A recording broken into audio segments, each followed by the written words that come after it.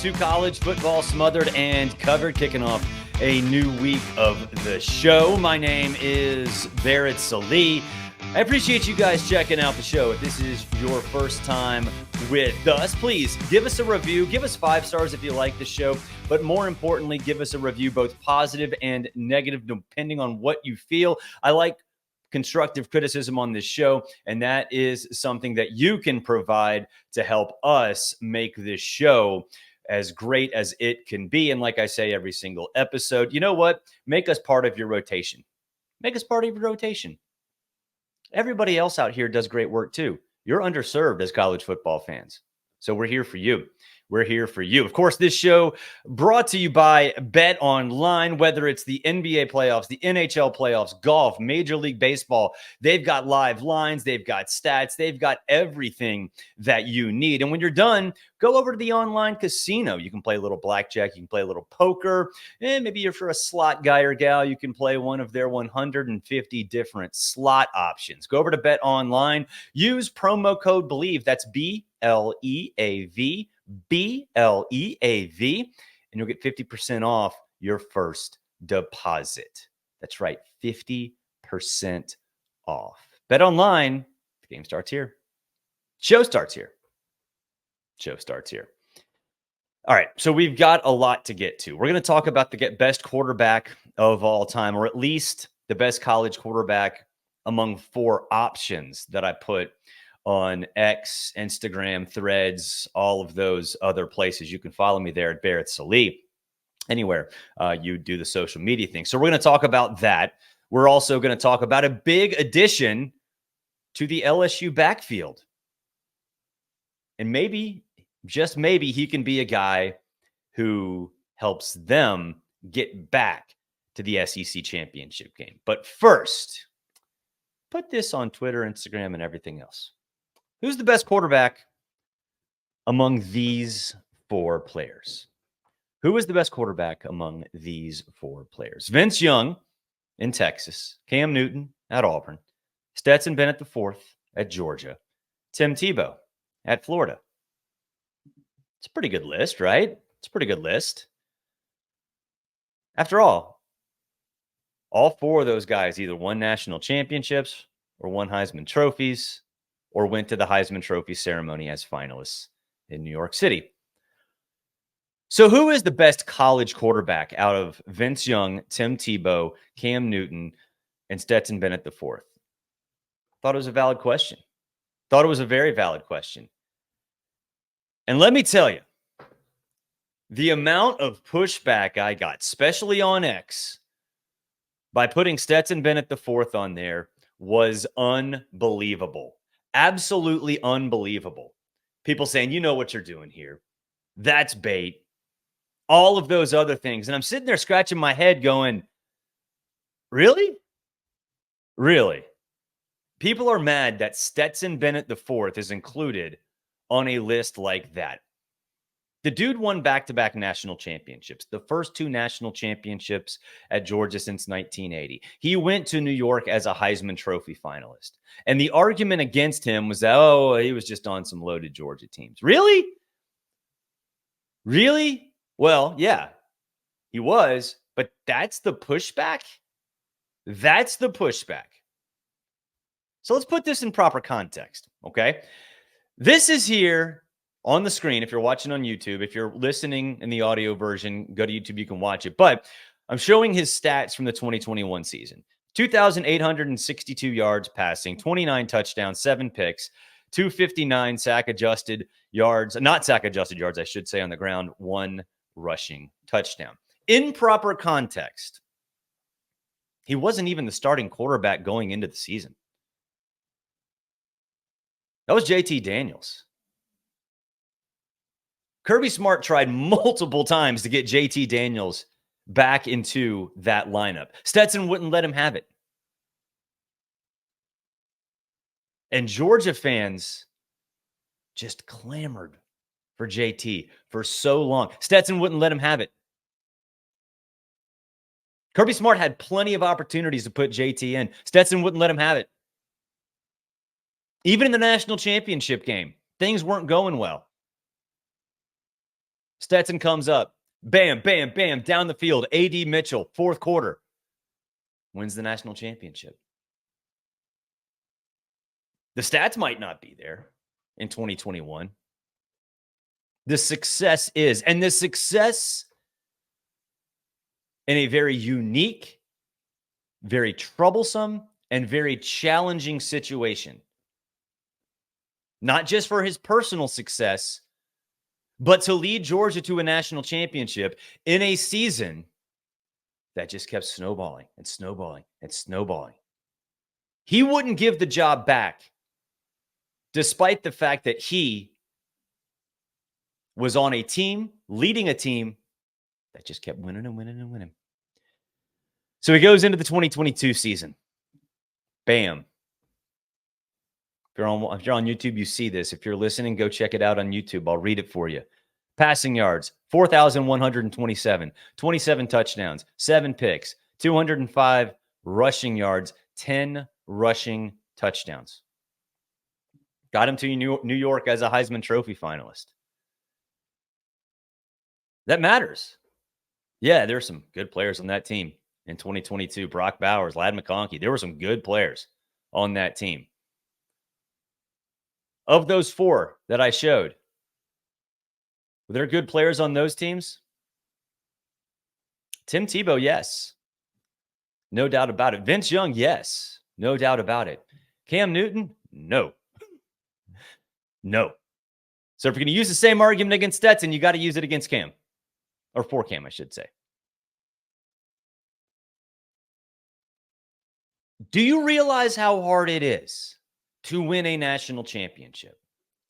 You need to be rock solid. You need to be mentally strong. You need to be unflappable. Stetson Bennett is that.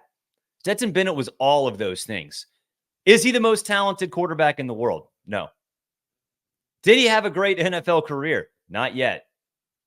Does he have some issues? Yeah. None of that matters. None of that matters. In fact, I would say the idea that he isn't as talented as those guys physically makes him a better college football quarterback than them. Now, he's very fast. If you don't know that he's fast, go watch the tape. He is very, very athletic. Just a different style than Cam, different style than Vince, different style than Tim. But if you're saying that he wasn't as physically talented as those guys, you are proving my point. You're proving to me that Stetson was a better college quarterback than those guys. Because it didn't matter. It didn't matter. He still won 2 natties. And Georgia fans in these replies will say, I'll take the guy with the 2 natties. Now, Tim got 2 national titles too, but the first one he was a change up with Chris Leak. But still, actually, that matters. Because Kirby Smart wanted to give the job to JT Daniels in 2021. So this pushback, to me, was surprising. Honestly, it was very surprising. I did not think that it was even that much of a debate.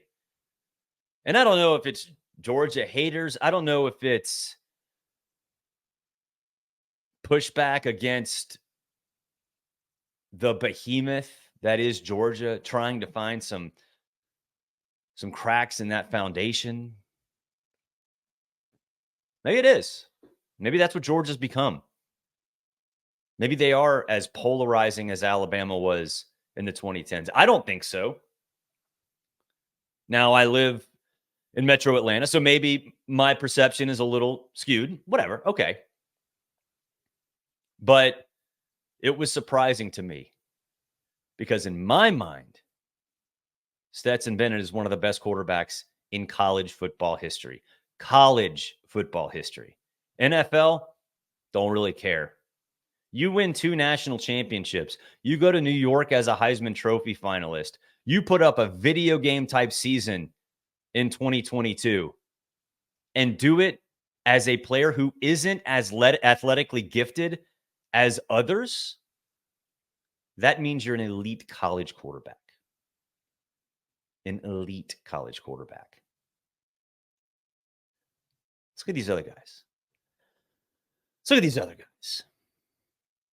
I think when people responded to this, there was a lot of Tebow, there was a lot of Cam. Let's start with Vince. Everyone looks back at that Rose Bowl, right? That Rose Bowl, the classic with USC when the Trojan dynasty ended. One of the best college football games I'll ever see. Vince was a lot like Tim with his career. Came in, a lot of hype, physically gifted, an absolute freak of nature athletically, unique. And early on, he was there. He was there. He was kind of in and out, and he's doing all right. Then he finally got his chance. He finally got his chance to be the guy in Austin. And he built that program back to the promised land. That matters. It's a lot like what Tim Tebow did, a lot like what Stetson did. And I think the path can be viewed in multiple ways when compared to those other three quarterbacks. Florida was down and out, man. That Zook era was a disaster. Tim and Chris Leak got them back to a point where they're winning back-to-back national championships. Stetson, a lot of the same reasons. And I know we can say, well, Texas was a flash in the pan or what? No, they weren't.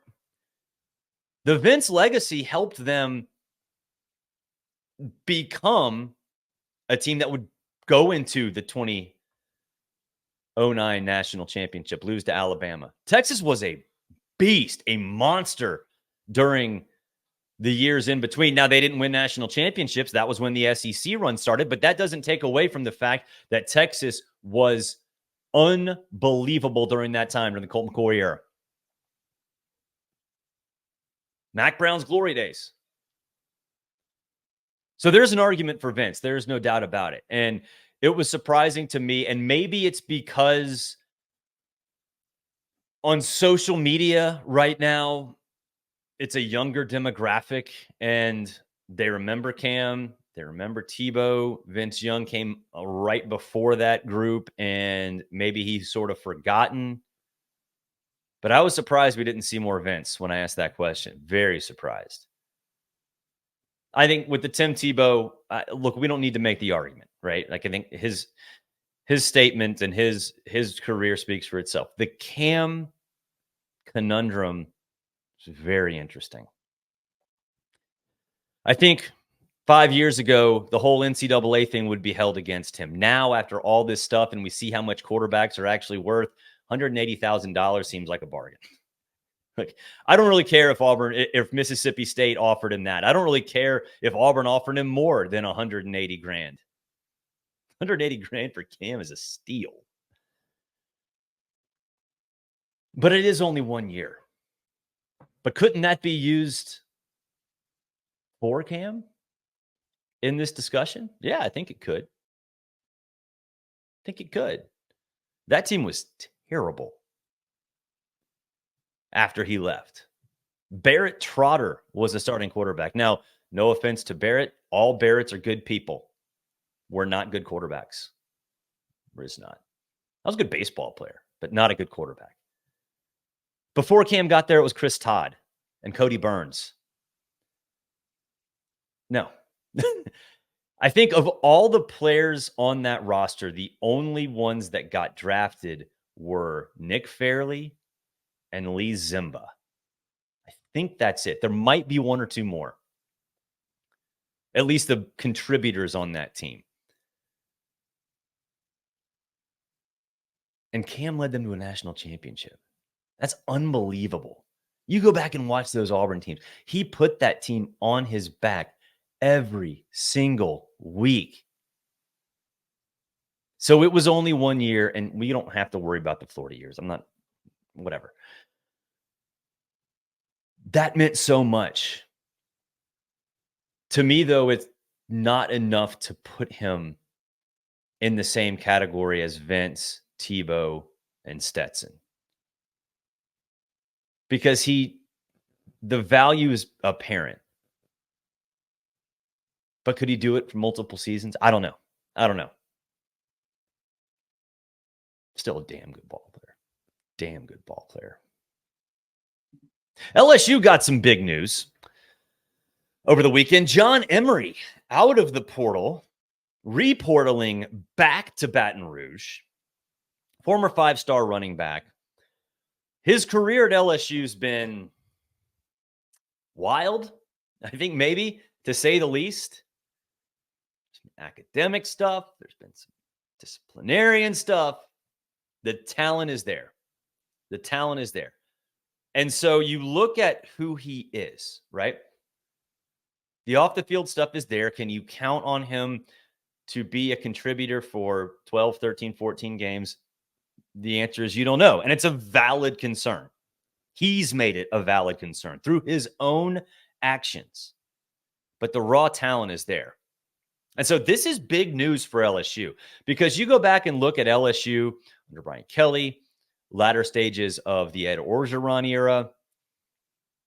It's running back by committee. So LSU doesn't need John Emery to be a 1A. They may not even need him as a 1B.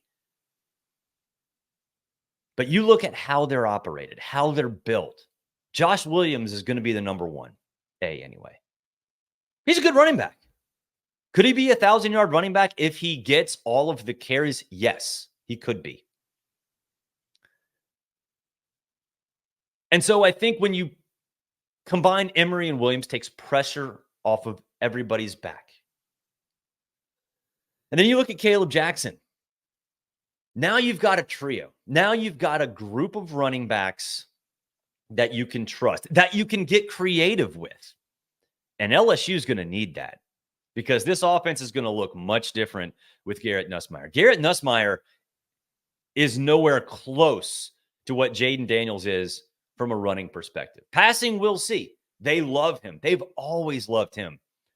Orgeron loved him. Brian Kelly does. But they need to find a running game. Now you've got a trio of Emery, Jackson, and Williams. The creativity with that offense, when you combine with what is still a good wide receiving core, don't care that Malik Neighbors isn't there anymore. That Emery's return makes this offense extremely dangerous. And then you get Caden Durham, 4-star running back, coming in. There is depth, there is talent, and there is diversity with what these players excel at.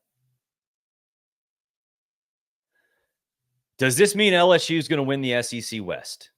Does John Emery's return make that more likely? Yes. Of course it does. Is it a probability? No. But can it help them make the college football playoff?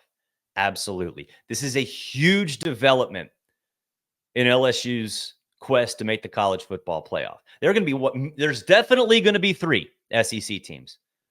Given the circumstances, there's probably a 50-50 chance there will be 4. Could LSU be in that top 4? Absolutely. You got Georgia, you got Texas, you got a group of Alabama, Ole Miss, LSU, Missouri, Tennessee. All of those together. So it's kind of one big pool, and it's all going to rely on head-to-head and tiebreaker. So if you get a good game from Emery, or you get a good game from Williams when he's fresh, Jackson, Durham, LSU could spring the upset or just get the win or 2 wins it needs to be one of those top 3 or top 4 SEC teams. It's fascinating. It's really fascinating. That'll do it for this edition of College Football Smothered and Covered. Of course, we are presented by Bet Online. Really appreciate you guys checking out this show. A reminder, please subscribe if you haven't already. We have big things popping here at College Football Smothered and Covered. Big things in a variety of different ways. Got a lot of great plans here before SEC Media Days and then certainly there in Dallas and beyond. So please subscribe if you haven't already. Tell your friends, tell your mom, tell your dad, tell your sister, tell your brother, tell your neighbor, all those people. I would really appreciate it. We would really appreciate it if you spread the word about this show. Going to be a little bit different this week in terms of content, because we are headed to Cooperstown, New York on Wednesday for a week for my son's 12U baseball tournament up at Cooperstown Dreams Park, just south of the Baseball Hall of Fame. So I honestly have absolutely no idea what that entails. I have absolutely no idea when we can do shows. We don't have our game schedule yet. We have no clue what's going to happen. So I would say see you tomorrow, see you later in the week, but I'll see you when I see you.